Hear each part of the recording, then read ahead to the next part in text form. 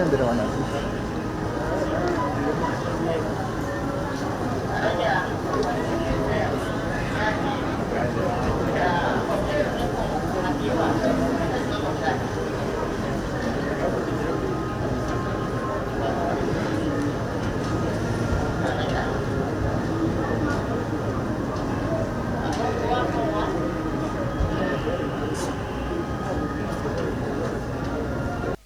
Yes, embeera yeeyo eri ku parliament y'eggwanga Uganda. Security eri guruguru, amagye abawanvu n'abampi, aba military, aba jeti, aba CFC bonna bayereddwa ku mulyango oguyingira parliament. Jukira nti no leero ke kabbinkano. Leero we bagenda okubanga bayisa etteeka oba wetusuubira okubanga etteeka lino liddamu okutunulwamu mu parliament y'eggwanga Uganda. Tteeka ki? Erya sovereignty bill. Etteeka lino lyalimu ebirumira bingi nnyo era ne lisooka lisindikibwa eri akakiiko ka parliamentary committee board kasobole okubeera nga kali ekenneenya gwe mukwano gwange ali eyampuliriza. Kakati okusinziira kubigenda maaso, okusinziira kubigenda maaso, tetumanyi lwaki gavumenti ey'amagye ey'esecurity ey'amaanyi weetyo ku parliament nga bagenda kuyisa etteeka lino. Jjukira etteeka bangi abalikubye, etteeka bangi abalikubyemu ebituli, bangi balirabisizza, bangi kati mu kulirabisa tetumanyi lwaki gavumenti egenda maaso n'okwekengera buli mulyango gw'oyitamu, buli kubo ly'oyitamu eryandiri kuyingiza ekibuga Kampala mu Parliamentary Avenue, buli kubo ly'omanyi lyonna liteereddwako security. Buli ayitawo basooka mwaza, aba boda tebakkirizibwa kuyitawo. Era kigambibwa n'abamu ku bba abantu ba bulijjo bakwatiddwa mu mbeera eno, embeera ya bunkenke, era tetumanyi lwaki obunkenke weebuli nga bagenda kuyisa buyisa just tteeka obanga bagenda kuddamu kusoma busomi tteeka. Teriri assured nti no ligenda kuyisibwa, naye embeera eriwo ekulaga kye baagala okukola. Basuubirayo okwekalakaasa n'okwegumbulwa kubanga lino etteeka likuba bangi. Lino etteeka liteekawo embeera ey'okuba nga linyigiriza bannansi. Jjukira nti nno World Bank yakubadde etteeka lino, obwakabaka bwa Buganda nabo bwavaayo ne bukuba etteeka lino. Uganda Bank, Central Bank yavaayo n'ekuba etteeka lino. Kakati bw'oba otunuulidde enfunda eziwerako mu departments ez'enjawulo, etteeka lino likobeddwa. Kakati kyokka nga yo gavumenti egamba etteeka lino eryetaaga odikozesa ng'engabo, yeetaaga odikozesa ng'ekyokulwanyisa eri bannayuganda bagifuukidde akayinja mu ngatto, naddala abo bannabyabufuzi abali ku ludda olw'opposition. Tigambibwa etteeka lino litagetinze nnyo bannabyabufuzi abali ku ludda olw'opposition. Kakati gavumenti eyagala kukozesa guno omukisa namwaganya okubanga eteekawo shield eri abo abagenda maaso n'okuyitisizinga ku mbeera. Kakati security okuyiibwa, suubirayo saawa yonna eŋŋuumi okulwanagana kwe tuzze tulabawo mu parliament y'eggwanga Uganda nga woogimanyi. Parliament yaffe ya byafaayo, ye parliament yokka ebeeramu eŋŋuumi, okwekuba, okwesika. So ne mu luno olutuula suubirayo ekintu ekyenjawulo gwe mukwano gwange ali eyampuliriza. So embeera yeeyo ya bunkenke nnyo. Ki ekireetedde etteeka lino okubeera nga ne heavy security bagiyiye ku parliament? Etteeka lino jjukira ligenda kuwulibwa mulundi gwakubiri, lye bayita sovereignty bill. Uganda okubanga yeetwala mu byonna byekola, era ereeta etteeka lino ng'egamba egezaako protectinga ssemateeka waalyo n'eggwanga nga ddyo. Naye nga wenkugambye etteeka lino wetwali basomeramu luli likulaga engeri gye lyagala protectinga mu gavumenti n'ebikolwa byayo byegenda maaso n'okutuusa ku bannayuganda. Era ng'ovudde ku bbali etteeka lino litagetinze nnyo abali ku ludda olw'opposition, era etteeka lino lyandibanga lyaleetebwa nga litagetinze Robert Kyagulanyi Ssentamu. Mwami Yoweri Kaguta Museveni olunaku olwajjo we yavaayo okwogera lwali lunaku lwa 6 ndowooza, n'agenda mu maaso n'okwesambajja ebyali mu tteeka lino lye baali bataddemu, n'abagamba nti nno ye temumusibaako matugambuze muli isango kubanga byaleka mu bbago birala nnyo ne byawulira kati birala nnyo. Amateeka ge yalekamu si ge galimu, ne twebuuza ani yali yagateekamu. Amateeka nga gagenda mu maaso n'okufunza eggwanga Uganda saako ne ekonomi yaayo nga galikkiriza. etteeka lino lyali likugira bannansi b'eggwanga abawangaalira ebunaayira okubanga tebakyali bannansi b'eggwanga Uganda nga batwalibwa nga ba foreigners era nga tebakkirizibwa kusindika ssente wadde n'ekikumi eri famire zaabwe eziwangaalira kuno ku Uganda. Era ng'etteeka ligamba gwe nawe wasindikiddwa ssente olina sooka kufuna lukusa eri minisita akuwe omwagaanya okusobola okulisiivinga akasente ko. Era ng'etteeka ligamba n'oba ozigyeyo olina ozitwalako ewa minisita asooka azirabe nti mukama wange njigyeyo omuwendo weeguti gwe bansindikidde. Etteeka likugira ebitongole ebirwanirira eddembe ly'obuntu binnakyewa obutaddamu kusindika ssente eri organization muno mu Uganda. Owulidde ekintu ekyo? Era etteeka likugira okubanga kampuni zengwira teziddamu kusindika ssente nga zisindikira bannayuganda obanga waliwo organization bonna bwe bagezaako okuwa obuyambi.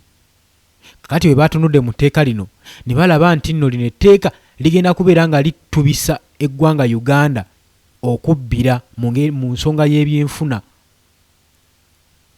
Etteeka lino singa liyisibwa nga we twawulidde bye bataddemu, kitegeeza nti nno ebitongole byonna bibadde bibesingira ku foreign currency nga bisindika obuyambi eri mu ggwanga Uganda, SACCOs ezisinga zigenda kuba zikiridde ku ttaka.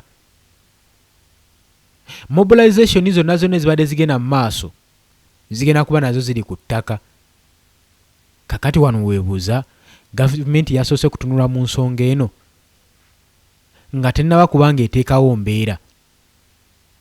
Yasoose kutunula mu nsonga eno kubanga etteeka terikuba opposition yokka wabula likubira ddala n'abanene mu parliament.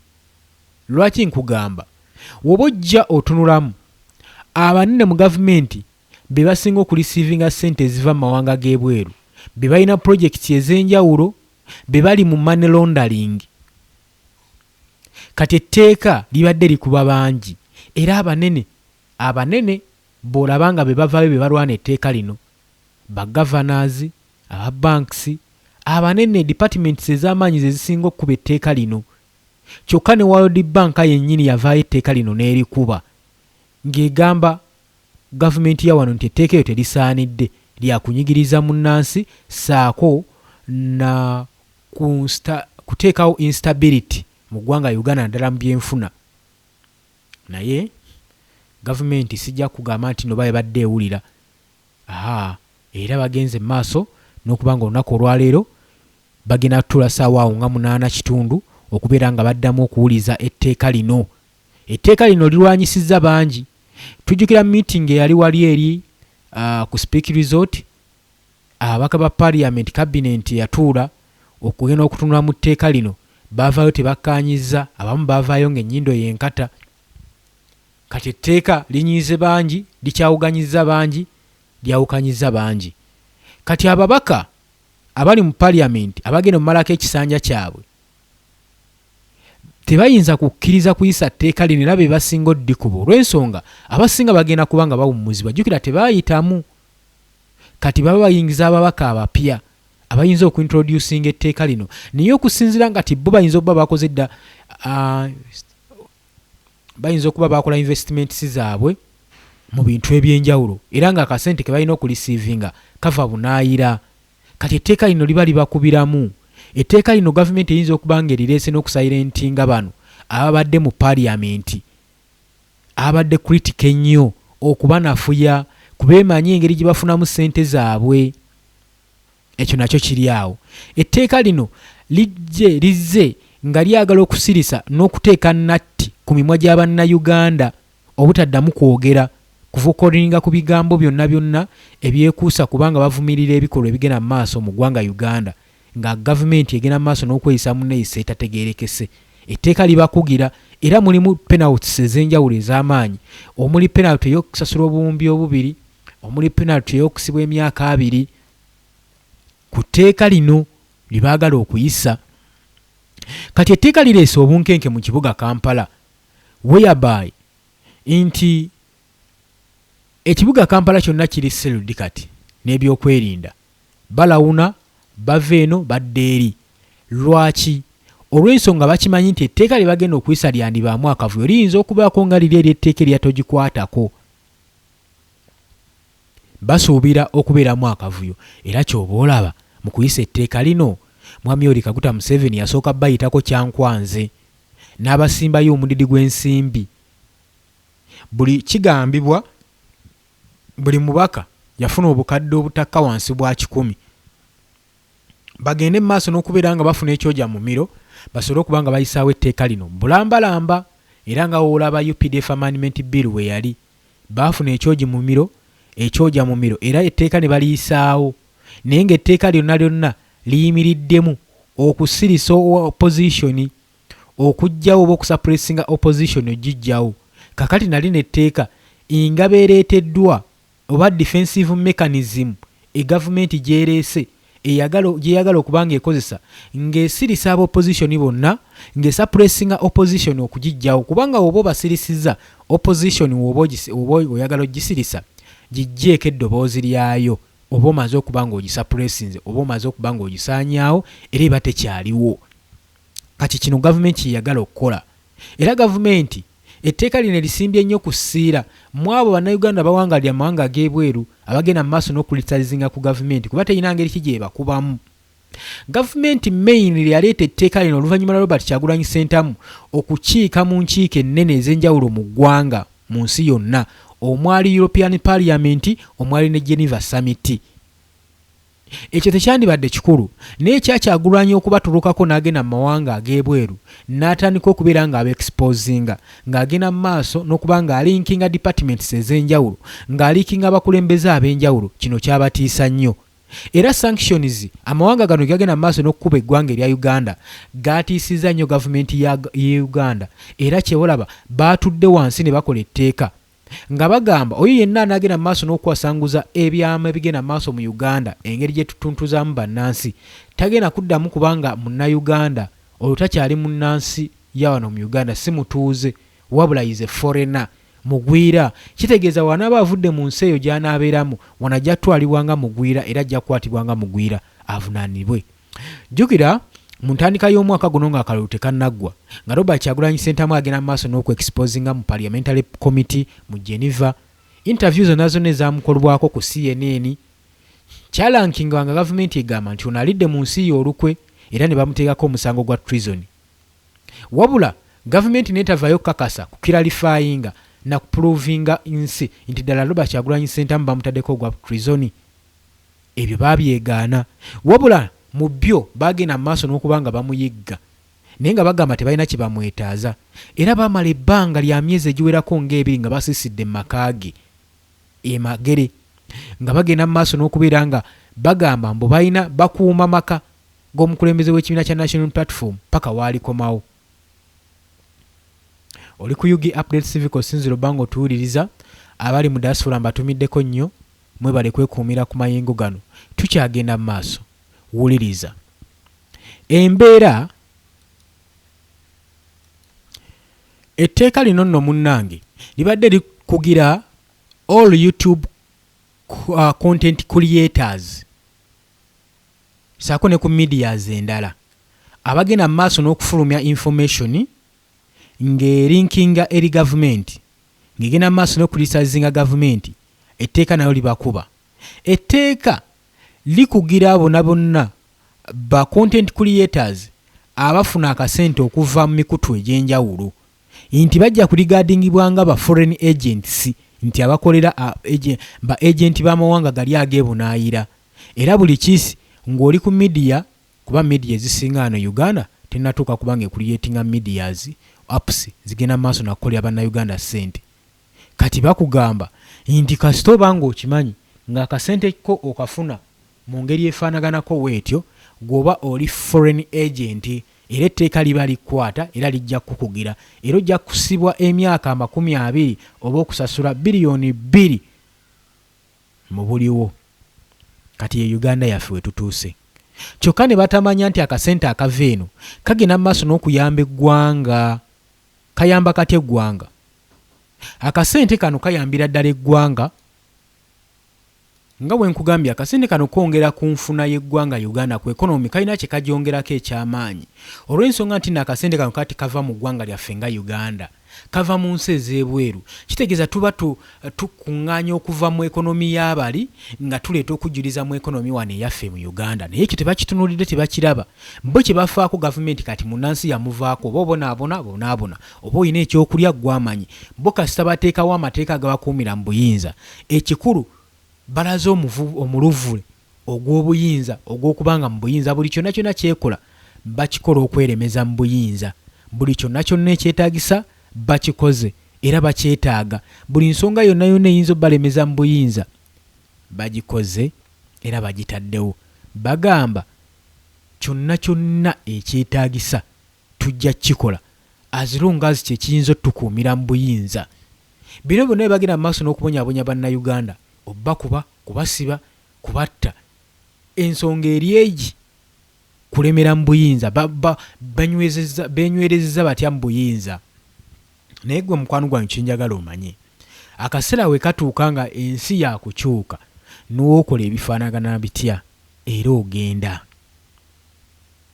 Gavumenti ekoze byonna byesobola okukola, ekoze obuvuyo bwonna bwe yandikoze, ate ng'eyita mu sisitimu ey'okuwavuwaza munnansi, kubanga ekimanyi bulungi woba ofuga mwavu afugika, naye wofuga omuntu alina ssente oyo tafugika. Kati gavumenti ya wano yembeera gyetwaliramu bannayuganda. Y'ensonga lwaki olaba obwavu bunyiikidde bannayuganda entakera, lwa nsonga nti sisitimu gavumenti gyebafugirako yakulemera mu buyinza, yakwesigaza mu buyinza. Oli ku UG Update TV kosinziro bango tuwuliriza.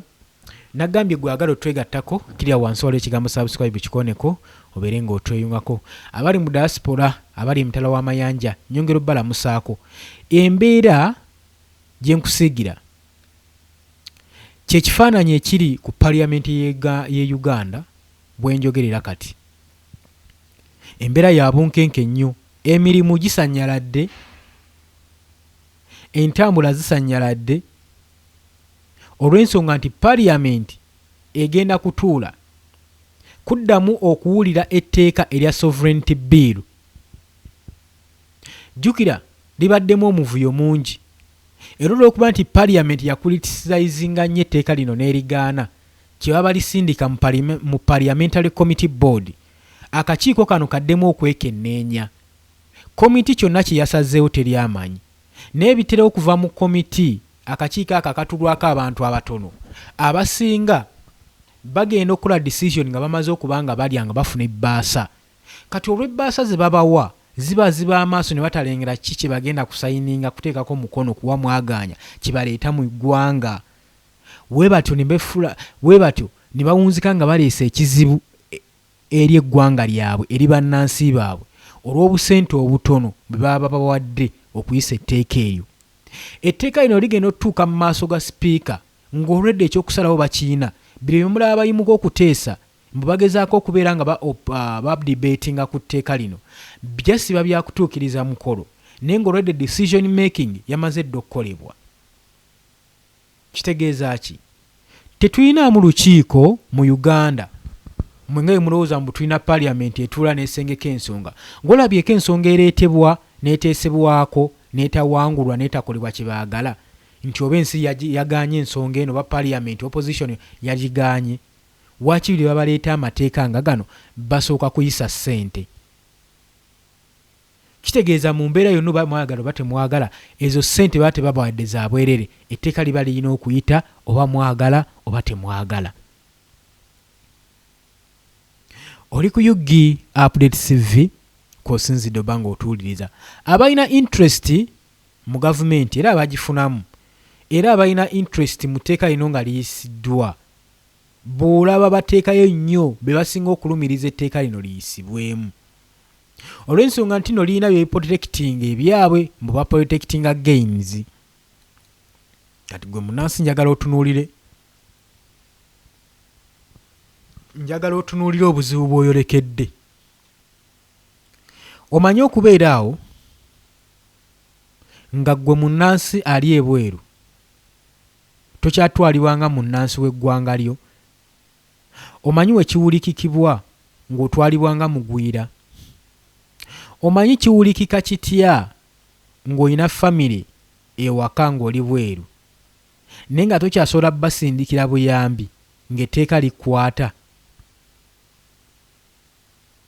Omanyi we kiwulikika okuba ng'otwalibwanga agent wa foreigner. So etteeka otwali twogera ku Bwakabaka engeri gye bwavaayo bannyonnyola etteeka lino ne bigamba nti etteeka lino si kirungi lyesembereza ng'Obwakabaka bwa Buganda. Etteeka lino likosa Obwakabaka bwa Buganda, terisaanidde kuyisibwa. Weewaawo omukulembeze yajja n'anokolamu key areas mbuyezi yaleka mu tteeka bino ebirala tabimanyiiko, era ne bagamba mbu baatunula mu tteeka lino ne babaako ebimu bye bajjamu nga balaba tebisaanidde. Nebuuza baani ababaga amateeka gano, kakiiko ki akatuula okukola amateeka gano nga tegasobola kutunuulira nsonga nga tebannaliyisa? Katunuulira etteeka eryajja eri demolitions ne lizimbula ebizimbe by'Abannayuganda bizinensi zaabwe, n'oluvannyuma ne batuula mbu batunulwe mu tteeka lino balabe waawe waawaba. Lwaki temusooka kwekenneenya kintu nga temunnakiyisa? Lwaki nga temunnateeka mu nkola ekintu kye muba muyisizza? Lwaki temusooka kyekenneenya ne mulaba obulabe bwakyo, ne mulaba negative effects zaakyo, impacts saako ne advantages ezikirimu? Wobiteeka ku mmeeza advantage ne disadvantage, kiki eggwanga kye lisinga okuganyulwamu? Kye kisinga okuzitowera ku minzaani ne weefumintiriza olw'omwoyo gw'eggwanga lyo n'osobola okubeera ng'ofundikira etteeka eryo n'olireka? Lwaki buli kadde gavumenti yaffe yejjusa ku bikolwa by'ebeegenze mu maaso n'okukola olwedde by'ebimaze okukola?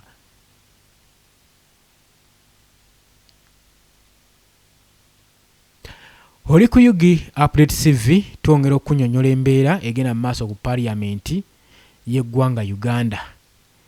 Security forces be baana baliwo, era gwe asuubira okuyita mu area ezo nkutegeeza togenda ng'osaalimba kubanga embeera yakyuse, security egguluggulu, embeera ya bunkenke,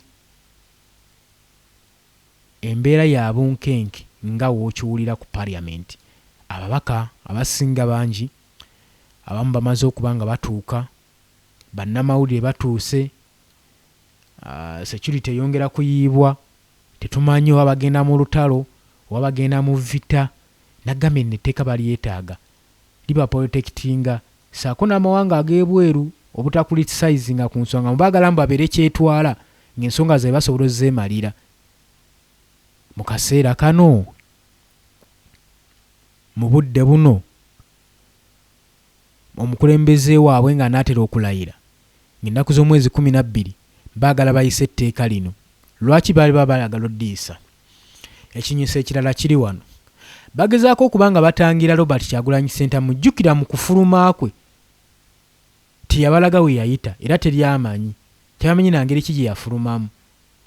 Kakati bwe gutyo ate ennaku zino agenda mu maaso n'okwogera ng'agamba essaawa yonna akomawo mu Uganda. Tebamanyi ngeri ki gy'agenda kukomawo, gy'agenda kubbukira. Era wano ku paaliyamenti si wokawuka ewanyeezeddwa watwereddwa ebyokwerinda, wabula ne ku border post eza Uganda yonna batadde ebyokwerinda, checkpoints. Security eri gguluggulu.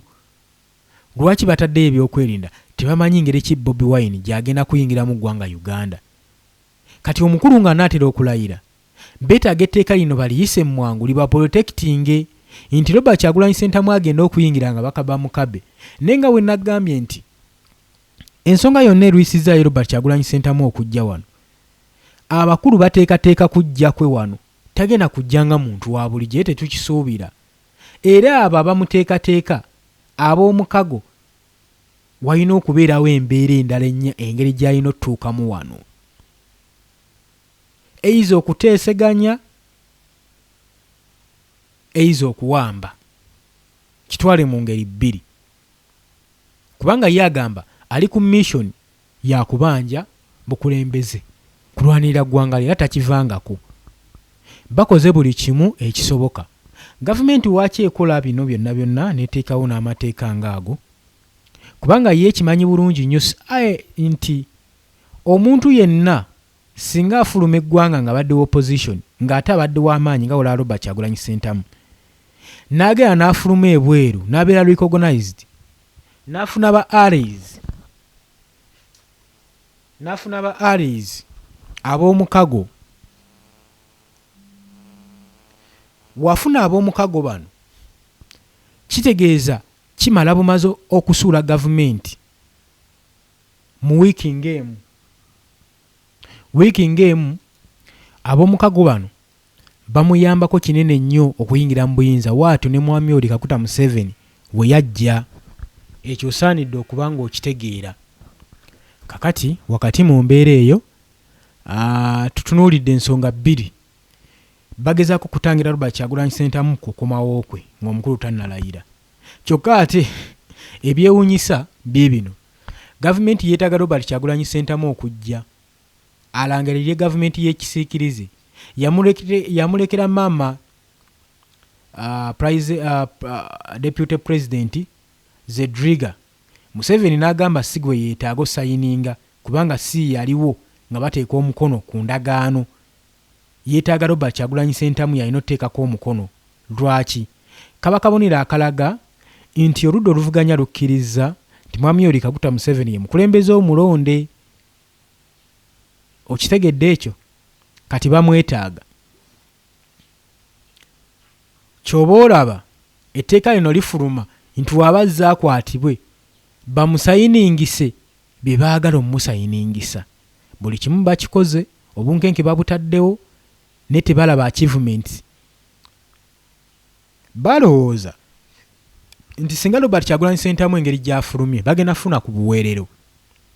Obuweerero obwo nga buyinza okuba nga bubayambako kubanga tebali ku pressure. Naye okuva eyafuluma kyagenda maaso n'okubakola ayanika obuziina bwabwe. Sanctions zifuuse sanctions.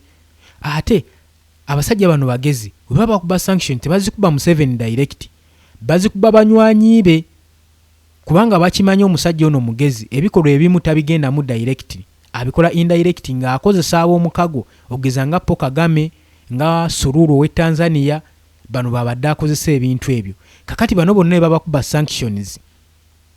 Kitegeeza baba bafunza Mwami Yoweri Kaguta Museveni.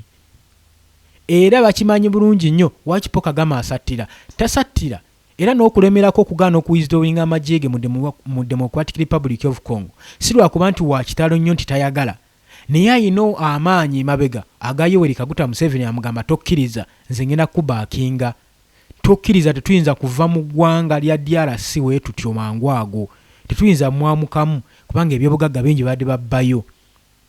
Kati golowooza bayinza okwamuka ekitundu mu ngeri weetyo, era bayina okusiisira, bayina okulaga eryanyi.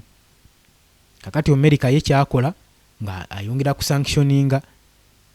Era wenjogerera ekonomi y'eggwanga erya Rwanda yandibanga eri mu kusereba olw'ensonga omusajja agikubye sanctions, amagye agagobye mu operations zibagadde gakola missions zonna bwe missions zonna zomanye ezirimu omuzungu ow'amagye w'eggwanga erya Rwanda bamugobayo. Kakati awo tuyimiridde okudda ku mulamwa ngezaako kulaga lwaki etteeka lino liyisibwa, lwaki security y'amaanyi, lwaki ebyokwerinda biri gguluggulu, lwaki waliwo embeera etiisa mu Uganda nga bayisa sovereignty bill eno. Beekuba bangi, mulimu abanene mu gavumenti beekuba, mulimu ba mafias etteeka berikuba naye nga balikolera omuntu omu Robert Kyagulanyi Ssentamu saako n'abali ku ludda olw'opposition. Oli ku UG Update Civic osinzira obbanga otuwuliriza. Olw'obudde nzikiriza nkusiibule, mbaagala nnyo, mweraba.